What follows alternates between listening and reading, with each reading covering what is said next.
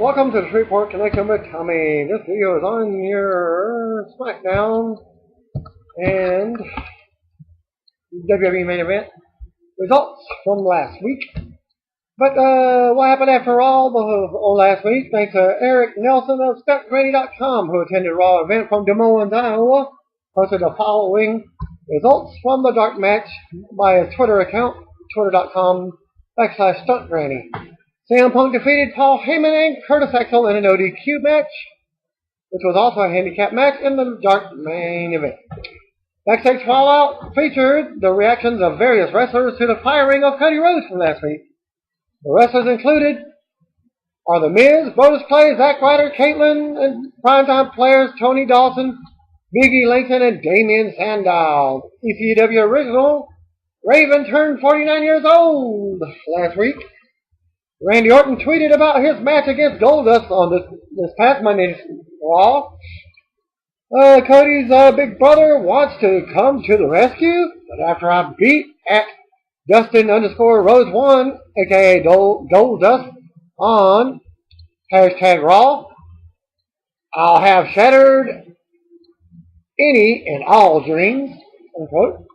Tyson Kidd wrestled his second match since January at his last week's WWE live event in East Rutherford, New Jersey. He defeated Drew McIntyre with a neck breaker for the top rope.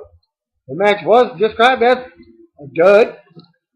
NXT stars Sami Zayn and Bo Dallas also worked the same night live event in East Rutherford. They teamed up and defeated Antonio Cesaro and Jack Swagger when Bo pinned Cesaro. WWE Diva Cameron noted on Twitter that she was at the WWE Performance Center training with NXT trainer Sarah Del Rey this past weekend, I should say. Former WWE Diva Maxine did a photo shoot for the cover of Red magazine yesterday. She will be featured in the November issue with an article about her role in the upcoming series called The Sale. She tweeted a preview photo from her shoot, and I'm going to try and find the poster right here. The shoot preview. NXT stars Xavier Woods, formerly known as Consequence Creep for TNA, worked at the same event, the WWE live event from the SmackDown version of Windsor, Ontario, Canada. He competed in a battle royal that opened up the show and later lost a match to Ryback. Shaw Guerrero returning to WWE. She's planning on moving back to Orlando, Florida this week, where she will be working out at the WWE Performance Center. Shaw noted over the weekend that she had her last Houston Eating Disorders Anonymous meeting and is ready to make the move. It was reported a year ago that part of why she was taking a leave from WWE was because of an eating disorder. She tweeted this weekend, "Just had my last workout at Washington Gym. You guys are hardcore, and now at my last Houston EDA meeting. #Orlando, here I come. #love it." Shaw also may be returning to WWE. She's planning on moving back to Orlando later this week, where she will be working out at the Performance Center. Shaw noted.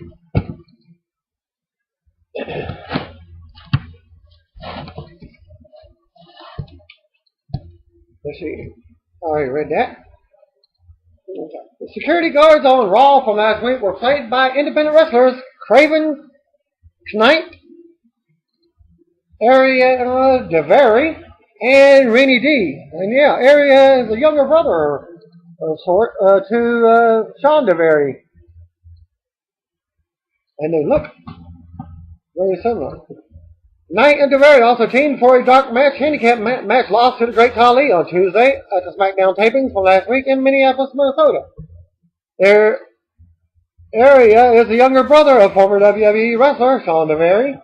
Lanny Poffo, the brother to the late Macho Man Randy Savage, ooh yeah, may he rest in peace, recently spoke to PW Torch about his brother being inducted to the WWE Hall of Fame. "I gave them the permission to do it without my permission. Just don't invite me and don't pay me. I don't need their 30 pieces of silver to defy my brother's wishes. Kayfabe commentaries had my best interview regarding the reasons Randy had for this position. Poffo also noted that his brother's wishes were for Randy, Lanny, and his father, Angelo Poffo, to all be inducted as a family into the WWE Hall of Fame. WWE is advertising a pair of dark matches from last week's taping. Randy Orton versus Daniel Bryan for the World Heavyweight Championship. And RVD, Big Show, and Mark Henry versus The Shield in a 6-man tag. That was probably changed as another injury for Mark Henry. The Shield, they were to go up against The Shield in a 6-man tag. Keep in mind that Henry suffered the injury on Friday. So there's no word yet as to whether he will be able to appear at the taping. Former WWE star Gene Snitsky has been cast in episode 1 of the upcoming Mighty Morphing Power Rangers web series. Snitsky's role is not revealed yet, but the announcement says whatever happens to the Blue Ranger is not his fault. You can learn more about the project. I'll post a link right there as well, or across here. At mmprfilm.com/home.html. Thanks.net. Member Tim Tushin X. This is a fan-based film that was funded by Kickstarter. I watched the trailer as it appears to be well done. I wasn't so much a Power Rangers fan back in the day, but Pink Ranger fan, of course, female. Amy Jo Johnson played the role. Just saying. TNA X Division Champion T.J. Perkins, a.k.a. Teddy James Perkins, turned 29 years old. He was born September 3rd, 1984. Perkins debuted in January 1999 at the age of 14. He actually began training at the age of 13 at a lucha school in Los Angeles. According to Wikipedia page, he worked as both Manic, Suicide, and Puma in TNA, in addition to using his own name. And he's going under the character of Manic now. Our Ring of Honor personality, Brutal Bob Evans, turned 41 years old. He was born September 3rd, 1972. NWA Florida Underground Wrestling held an event on Saturday in Tampa Bay, Florida, at the Sports Center, with the following results. Gus Money defeated Joey Epic. JB Cool defeated Wayne Van Dyke. MDK and Ushaka, with Serge A. John, defeated Mitch Mitchell and Jeff Bloom. Angel Santos over QT Marshall. Tokyo Monster Kahagas defeated Leo Gold to retain the NWA North American title. Matt Morgan defeated Kenneth Cameron. Lance Dorado and Mercedes Justin defeated Jesus De Leon and La Rosa Negra. Jay Lethal defeated Maxwell Chicago. Jesse Sorensen and Nick Fame defeated J.D. Maverick and James Alexander by disqualification. Jim the Anvil Neidhart were the defendants, and Bruce Santee defeated Kennedy Kendrick and Demos, with Carney and Ron Nemai. The Grease was Sleazy defeated Michael Tarver to win the NWA FUW Championship, thanks to the results posted by Alan Wojcik. It's no secret that WWE is facing major ratings competition as this past Monday's Night Football returned with a doubleheader. And a lot of people were asking, why didn't WWE book a major angle to set up a mega match on Monday's Raw to go against the NFL? Nobody had an answer. As of this past week, the plan is for both John Cena and Sheamus to be surprise returns at the Royal Rumble pay-per-view in January. One WWE source says, with both of them returning on the same night, it seems doubtful that another big surprise like Jake the Snake Roberts will be factored into the 30-man Battle Royal match. It said within WWE that Dolph Ziggler is being punished for something he said in an interview during SummerSlam week. No word yet on what Ziggler said that has the officials upset but it's said that he's paying the price for saying the wrong thing. Within WWE, people are denying that Randy Orton and Total Diva JoJo are an item, but people have reported seeing them together holding hands. Orton and JoJo could be one of the bigger storylines on the next season of Total Divas. The speculation likely comes from a photo of them, and I will post that as well.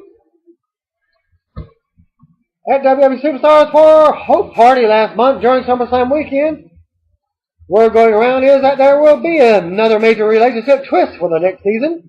One that will be clever and shocking. It's not the Bella twins switching places in their relationships with Daniel Bryan and John Cena.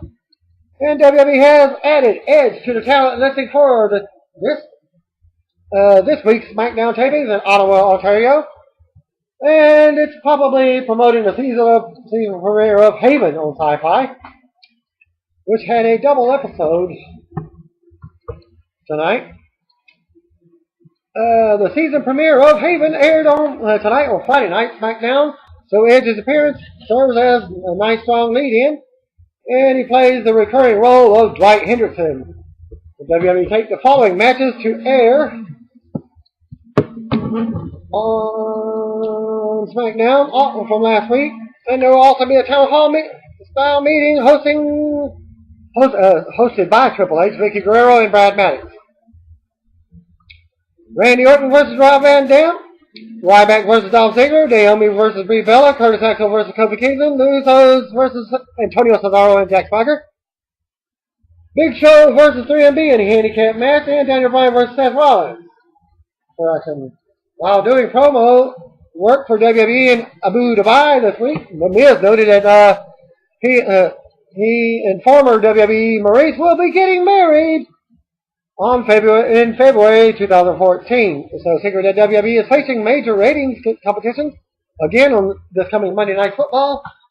Returns this coming week. As this past Monday's Raw, a lot of people were asking, why didn't they book them? Wow. I did that twice. I even wrote it down twice.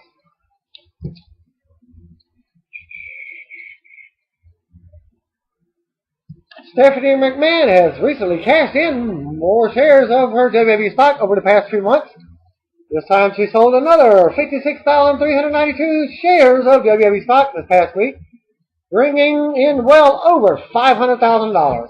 To keep with the storyline, Ted DiBiase announced on Twitter that Cody Rhodes can be booked for non-wrestling TV and film inquiries by emailing Greg P. at rhodesagent@gmail.com. Former WWE star Marcus Buff Bagwell will have his second match in the ring since his suffering a bad accident back in April. Should be tonight. I haven't got the results for that. September 13th.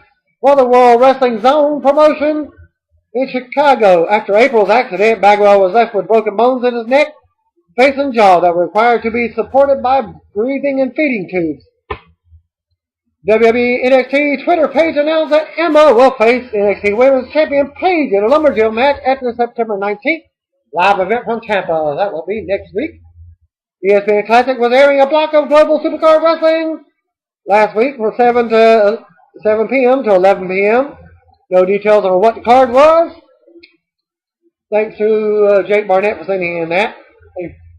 In-person SmackDown, a main event taping perspective from 9-3 in Minneapolis. A dark match. Great Khali with Hornswoggle defeated Craven Knight and Area DeVary in any handicap match. Pretty much what you would expect. Watching Khali try to walk in person is painful even for those watching. This one was quick and fairly painless.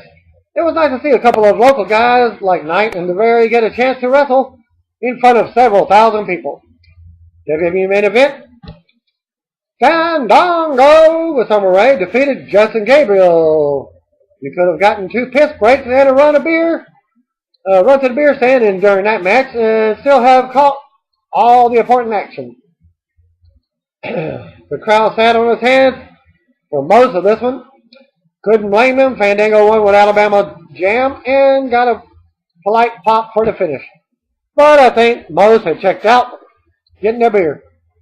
Match number 2, R-Truth defeated Damien Sandow. Like Sandow's mic worked before the bell, he immediately got some heat with the crowd, and R-Truth benefited from it throughout the match. This one wasn't as long as the first, but it still seemed to drag a bit until R-Truth finally hit the what's up for the clean win. R-Truth picking up the win was a bit inexplicable, but the crowd loved the match better than the previous one, and so did I. Match number 3, Eric Rowan and Luke Harper with Bray Wyatt defeated Primetime Players. A pretty one-sided affair with Harper hitting the nasty boot on Darren Young to pick up the victory. I like this match a lot simply because it was the first time seeing the Wyatts in person from the fans' point of view.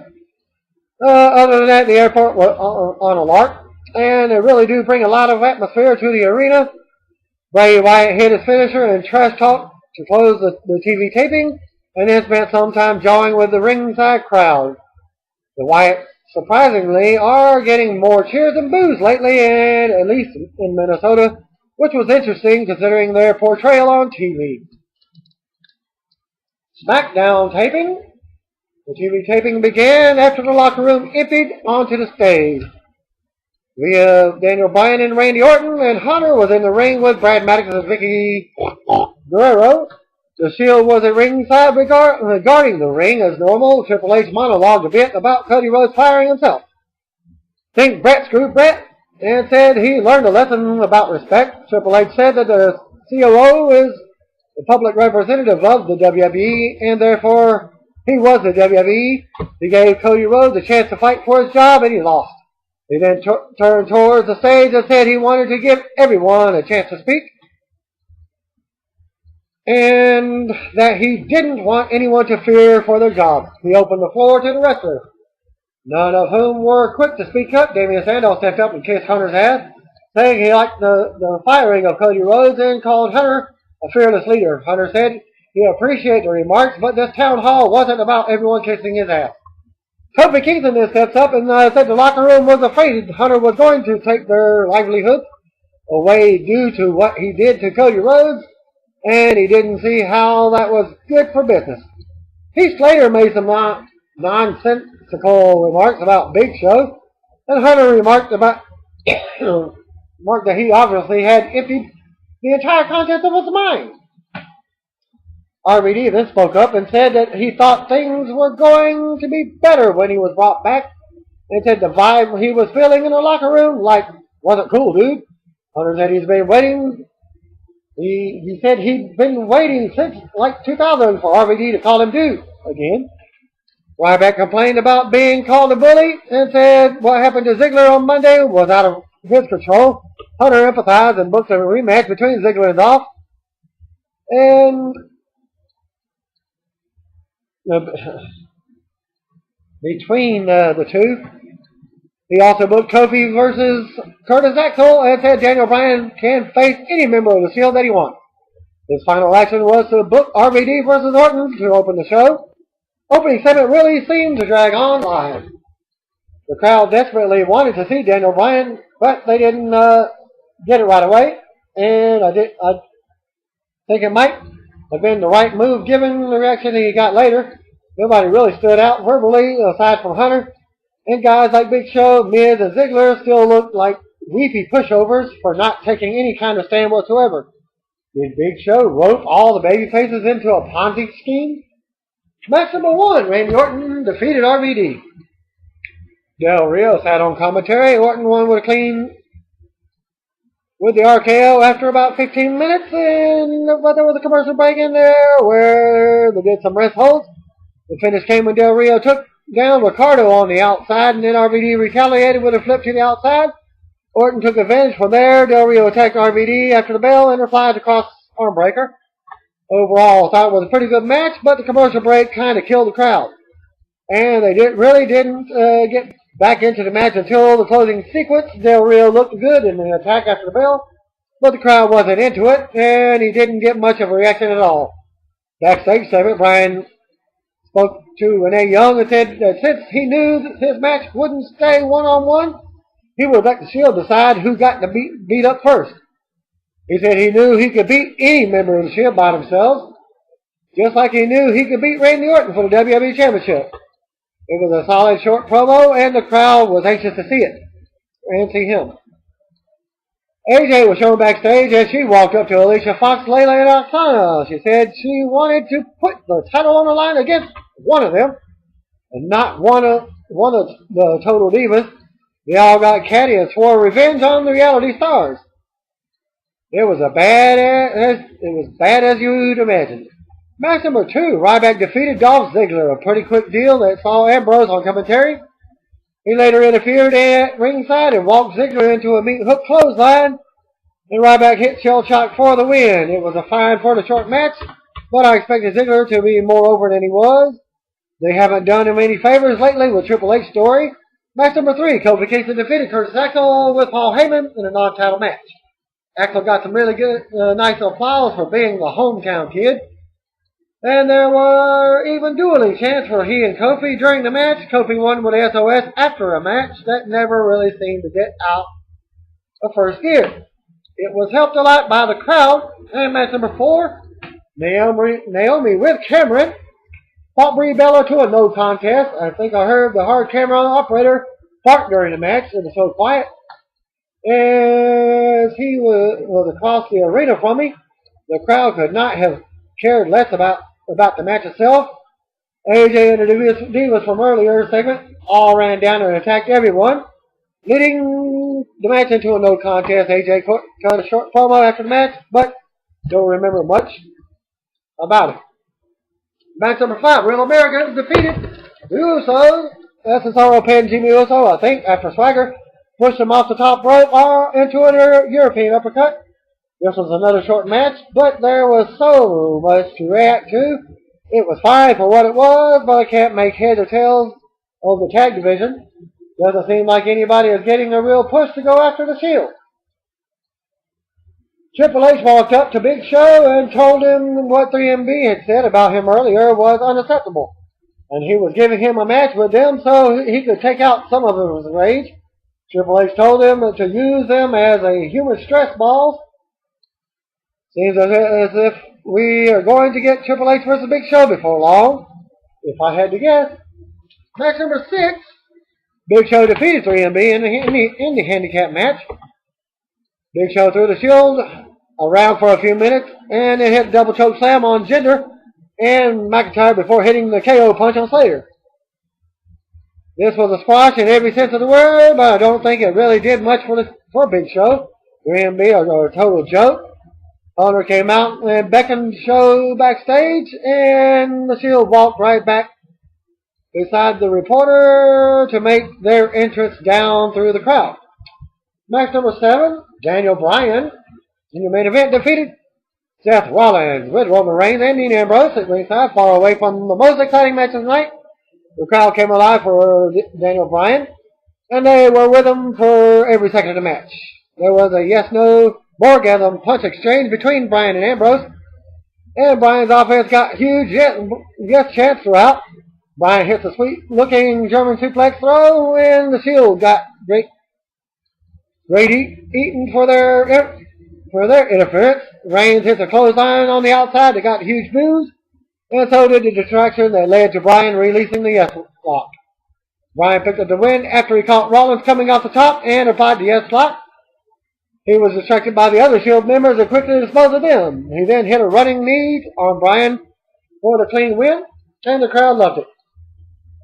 He quickly escaped the ring to get away from the Shield and celebrated up the ramp, going, yes, yes, yes. And the table closed with good heat as Orton snuck out behind Daniel Bryan and hit him with a belt shot. And your dark match main event from the SmackDown taping, Randy walked down to the ring, and then Vicky came out to mock Daniel Bryan. She said he better get up because she promised people a championship match. And we get Daniel Bryan defeating Randy Orton in an ODQ match in a WWE championship match. Back and forth action for a quick period until Bryan locked in the Borgasm lock. Orton teased tapping, but the Shield ran in and caused a disqualification. RVD, Dolph, and Kofi ran down to even out the odds, and the show ended with everybody hitting their finishers on Rollins to send the crowd home happy. RVD then got us a nice chance, as well as everybody shaking hands at ringside. Overall, most of this show was pretty mediocre, aside from the main event, which everyone unanimously loved, as Brian was a mega over. But the other faces are clearly suffering from this current storyline, as nobody got much love other than RVD and Brian. The reporter's wife and brother attended the show with them, and both of whom are casual wrestling fans, and they were pretty bored until Brian woke everybody up.